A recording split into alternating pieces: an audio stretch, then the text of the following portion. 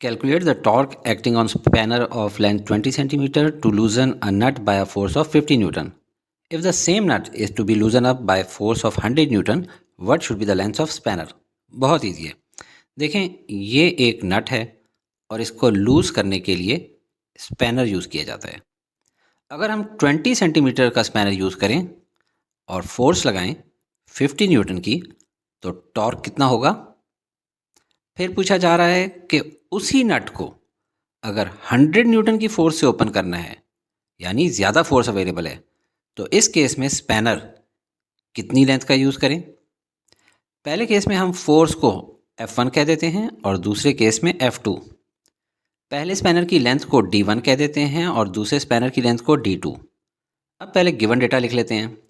Length of first spanner D1 is equal to 20 centimetre, force applied F1 is equal to 50 newton, torque find करना है। Second case में force applied F2 is equal to 100 newton, length of second spanner D2 find करनी है। अब solution की तरफ आएँ। पहले हम फर्स्ट स्पैनर की लेंथ को SI यूनिट में कन्वर्ट करते हैं। 20 सेंटीमीटर, सेंटी मतलब 10⁻²⁻²। इस 10⁻² को अगर नीचे ले जाएं तो कन्वर्ट होकर 10⁻² हो जाएगा और 10⁻² या 10 स्क्वायर इक्वल होता है 100 के। तो 20 डिवाइड बाई 100 मतलब 0.2 और यूनिट मीटर। अब सोल्यूशन की तरफ आएँ।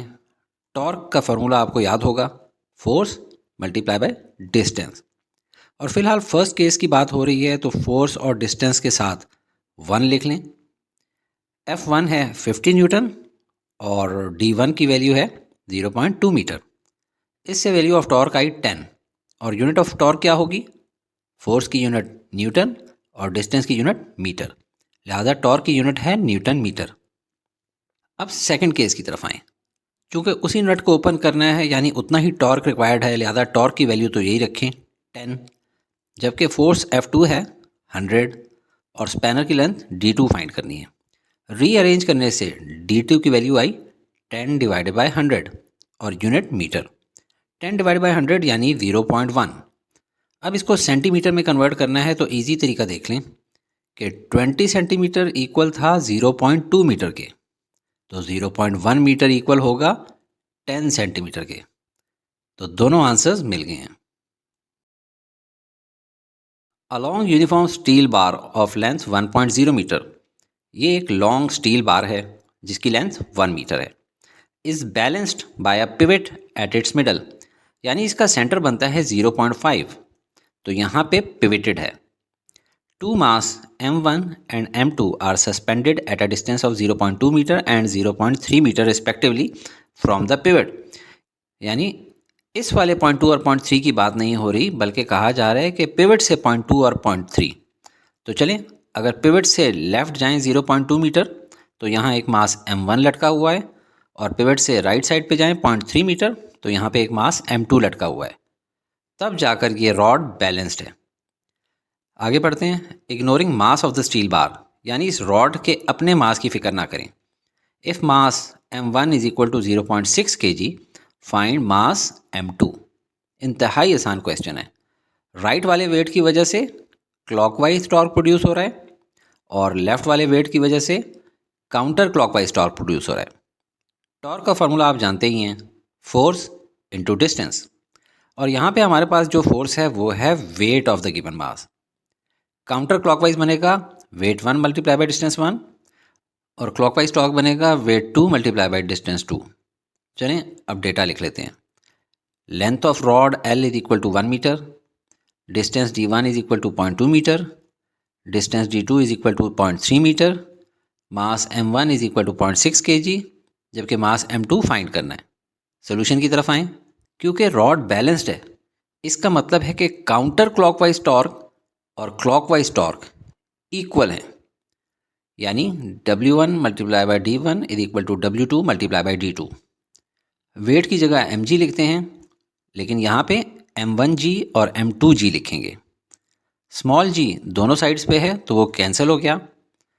अब जिन जिन चीज़ों की वैल्यूज़ गिवन है वो लिख लें, m1, d1 और d2 की, जबकि m2 एज इट इज़ रहा। अब 0.3 को राइट साइड से अगर लेफ्ट साइड पे लेके जाएंगे तो वो नीचे जाएगा, क्योंकि राइट साइड पे मल्टीप्लाई हो रहा है, लेफ्ट साइड पे जाएगा, नीचे जाके डिवाइड हो जाएगा। तो अब आप इस तरह लिख सकते हैं m2 is equal to 0.6 multiply by 0.2 divided by 0.3, और इसको कैलकुलेटर से करें तो वैल्यू आ जाएगी 0.4 और यूनिट kg। तो ये मास हम लोगों ने निकालना था।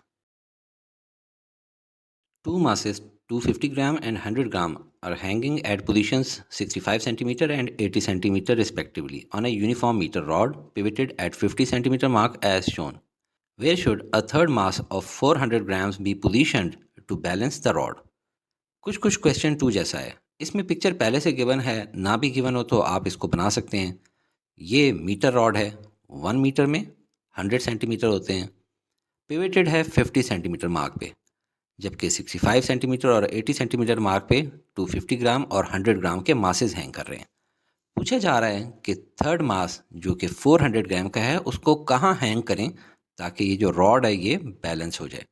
तो वो उस सूरत में बैलेंस होगी जब मास 1 की वजह से पैदा होने वाला टॉर्क और मास 2 की वजह से पैदा होने वाला टॉर्क, इन दोनों का सम इक्वल हो जाए मास 3 की वजह से मिलने वाले काउंटर क्लॉकवाइज टॉर्क के।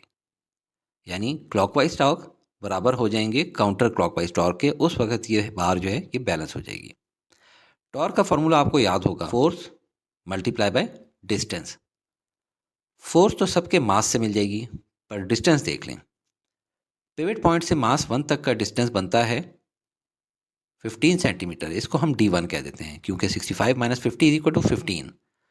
इसी तरह पिवट पॉइंट से मास 2 तक का डिस्टेंस 30 सेंटीमीटर है, इसको हम D2 कह देते हैं क्योंकि 80 माइनस 50 इज इक्वल टू 30।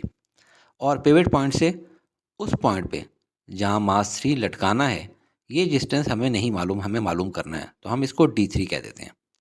अब डेटा नोट करते हैं, और सब कुछ ग्राम्स और सेंटीमीटर में गिवन है, तो क्या हम इसको SI यूनिट की स्टैंडर्ड फॉर्म केजी और मीटर में चेंज करें? नहीं, इस केस में नहीं, क्योंकि हमने आखिर में वो पोजीशन बतानी है जहाँ ये मास 3 लटकाना है, जो कि सेंटीमीटर्स में ही होगी। मीटर रॉड है, मीटर रॉड पे सारी चीज़ें सेंटीमीटर्स में लगी हुई हैं, लिहाजा हमने जब बताना आंसर सेंटीमीटर में तो खामखा पहले मीटर में चेंज करें और ग्राम्स को केजी में चेंज करें, बाद में दोबारा ग्राम्स और सेंटीमीटर में लाएं तो वो ज़्यादा मुश्किल हो जाएगा। मास 1 M1 गिवन है 250 ग्राम, मास 2 M2 गिवन है 100 ग्राम, मास 3 M3 है 400 ग्राम, डिस्टेंस D1 है 65 माइनस 50 यानी 15 सेंटीमीटर, डिस्टेंस D2 है 80 minus 50 is equal to 30 centimetre, और डिस्टेंस D3 फाइंड करना है। अब सोल्यूशन की तरफ आएँ। देखें, काउंटर क्लॉकवाइज टॉर्क इक्वल होंगे क्लॉकवाइज टॉर्क के, तो काउंटर क्लॉकवाइज टॉर्क हमारे पास क्या चीज़ है, weight of mass 3 multiply by distance 3। इसी तरह राइट साइड पे जो क्लॉकवाइज टॉर्क्स हैं उसमें weight of mass 1 multiply by distance 1 plus weight of mass 2 multiply by distance 2। अब वेट होता है mass into acceleration due to gravity, तो वेट 3 का मास क्या होगा M3, तो M3 into ji multiply by D3। इसी तरह वेट 1 की जगह हम लोग लिख लेंगे M1 multiply by ji into D1, और वेट 2 की जगह लिख लेंगे M2G इंटू D2। अब राइट साइड वाली टर्म्स को देखें, इन दोनों टर्म्स में acceleration due to gravity small g common है, तो इसको बाहर निकाल लें।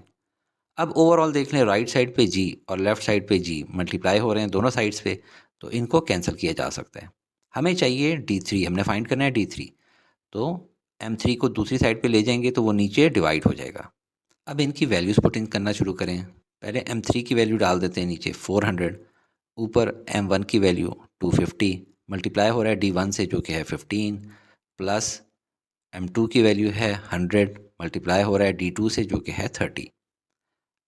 अब नीचे तो 400 ही रहा, ऊपर 250 मल्टीप्लाई 15 से वैल्यू आई 3750, और 100 मल्टीप्लाई बाय 30 से वैल्यू आई 3000। ऊपर वाली टर्म्स को ऐड कर लें तो ये बन जाएगा 6750, और डिवाइड बाय 400 किया तो वैल्यू आई 16.88, और ये क्या है, ये है D3, distance of the mass 3 from pivot, कि कहाँ पे इसको हैंग, कितना दूर इसको हैंग करना है। कहाँ इसको हैंग करना है वो नहीं बताया जा रहा, कितना दूर इसको हैंग करना है वो बताया जा रहा है D3। लिहाजा हमें तो इस जगह की वैल्यू चाहिए कि यहाँ पे क्या फिगर होनी चाहिए। तो अगर ये 16.8 है तो 50 माइनस 16.88 हमारी वो वैल्यू बन जाएगी, तो ये हो जाएगा M3 should be positioned at 50 minus 16.88, इससे वैल्यू आई 33.12 यूनिट सेंटीमीटर। तो ये हमारा आंसर है। A car weighing 1200 kg enters a roundabout with a diameter of 60 meters at a speed of 25 km per hour. Calculate the centripetal force acting on the car as it navigates the curve. ये एक round है जिसका diameter 60 metres है और ये एक car है जिसका मास 1200 kg है।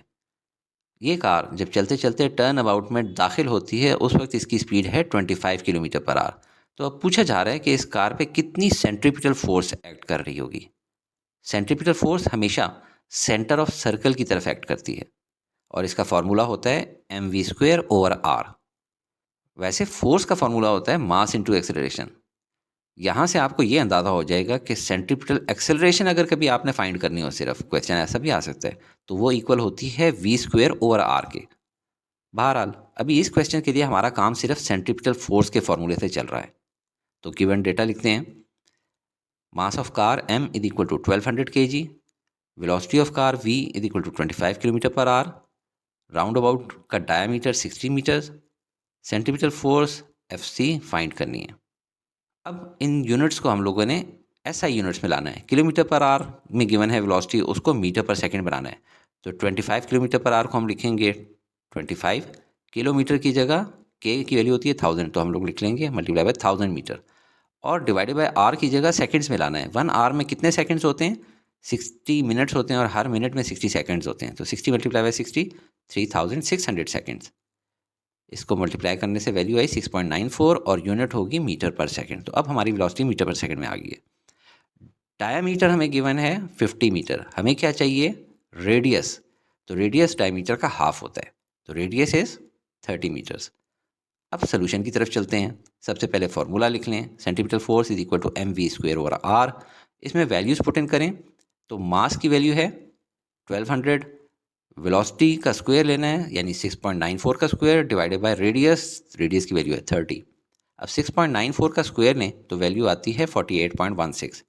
अब इसको मल्टीप्लाई करें 1200 से, डिवाइड कर लें 30 से, तो वैल्यू आई 1926.4 और यूनिट है न्यूटन। ये हमारा आंसर है। बुक में आंसर रॉन्गली गिवन है 693.3 न्यूटन, लिहाजा इससे परेशान ना हो। A geostationary satellite revolves around Earth in an orbit of radius 42,000 km. Find orbital speed of the satellite at this height. सबसे पहले जियोस्टेशनरी सैटेलाइट का कॉन्सेप्ट समझ लें कि ये सैटेलाइट ऐसे ऑर्बिट में घूम रही होती है कि ज़मीन से देखने वाले पे स्टैटिक नज़र आ रही है, क्योंकि ऐसी स्पीड से मूव कर रही है कि अर्थ से देखने वाले को लगता है कि हर वक्त बिल्कुल सामने ही है, रुकी हुई है। अब क्वेश्चन के मुताबिक इस डायग्राम को देखें। अगर सैटेलाइट 42,000 किलोमीटर की हाइट पे है, यानी कि ये इस ऑर्बिट का, इस सर्कल का रेडियस हुआ, तो ऐसे में सैटेलाइट किस वेलोसिटी से ऑर्बिट में घूम रही है? इसीलिए इसको VO लिखा है कि वेलोसिटी या स्पीड इन ऑर्बिट। अब गिवन डेटा नोट कर लें। Radius of satellite orbit r = 42,000 kilometre और फाइंड करनी है ऑर्बिटल वेलोसिटी ऑफ सैटेलाइट। इतना कम डेटा गिवन है। अब सोल्यूशन की तरफ आएँ। आपको डिस्टेंस s का सिंपलेस्ट फार्मूला याद है, स्पीड मल्टीप्लाई बाय टाइम, यानी distance s = velocity into time. और ऑर्बिटल वेलोसिटी फाइंड करनी है तो इसको VO यानी V0 पढ़ेंगे। तो हमने ऑर्बिटल वेलोसिटी V0 फाइंड करनी है, वो बनेगी डिस्टेंस ओवर टाइम। अब हमें ये कंप्लीट सर्कल का डिस्टेंस मालूम करना है जो सैटेलाइट कवर करती है, क्योंकि इसी रेडियस के अंदर रहते हुए ये पूरा यूं चक्कर काटती है। और हम लोगों ने क्या मालूम करना है? टाइम t कि कितना होगा, ये भी मालूम होना चाहिए। पहले डिस्टेंस देखें।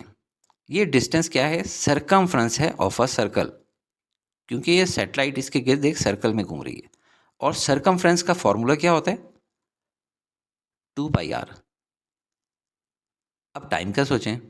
इस सैटेलाइट ने ये पूरा चक्कर, पूरा सर्कल कितने टाइम में लगाया है? एक दिन में, क्योंकि ये जियो स्टेशनरी सैटेलाइट है। जितनी देर में अर्थ चक्कर लगा रही है उतनी ही देर में ये लगा रही है। और हमें पता है अर्थ पूरा एक राउंड कितनी देर में लगाती है? 1 डे में, एक दिन में। और हम जानते हैं कि अर्थ 1 रेवोल्यूशन लगाती है कितनी देर में? एक दिन कितने घंटों का होता है? 24 आवर्स का, जिसमें कितने सेकंड्स होंगे फिर? 24 आवर्स मल्टीप्लाई बाय 60, क्योंकि हर आवर में 60 मिनट्स होते हैं। मज़ीद मल्टीप्लाई बाय 60, क्योंकि हर आवर में 60 सेकंड्स भी होते हैं। तो इन तीनों को मल्टीप्लाई करने से एक दिन में जितने सेकंड्स होते हैं वो आ जाएंगे। ऊपर क्या होगा, 2 एज इट इज़ आएगा। पाई की वैल्यू आपको मुंह ज़बानी याद होनी चाहिए 3.14, ये पूरी लाइफ आपको काम आनी है। और रेडियस हमने ऊपर मेजर किया है 42,000 किलोमीटर। ऊपर वाली वैल्यूज़ को मल्टीप्लाई करने से वैल्यू आई 263,760 किलोमीटर और नीचे वाली वैल्यूज़ को मल्टीप्लाई करने से वैल्यू आई 86,400 सेकेंड। अब 263,760 डिवाइडेड बाय 86,400, कैलकुलेटर से वैल्यू आई 3.052 और यूनिट है किलोमीटर पर सेकेंड। और यही हमारा बुक में आंसर है। बट देखें, वेलोसिटी की एसआई यूनिट मीटर पर सेकेंड होती है, लिहाजा आप किलो की जगह 1000 लिख लें और मल्टीप्लाई करें इस नंबर से, तो ये वेलोसिटी बन जाएगी 3052 मीटर पर सेकेंड। क्योंकि पेपर में आंसर गिवन नहीं होता, लिहाजा अगर आंसर में किलोमीटर पर सेकेंड है भी यहाँ पे बुक के अंदर, तब भी आप प्रैक्टिस ज़रूर करें कि मीटर पर सेकेंड में लिखें।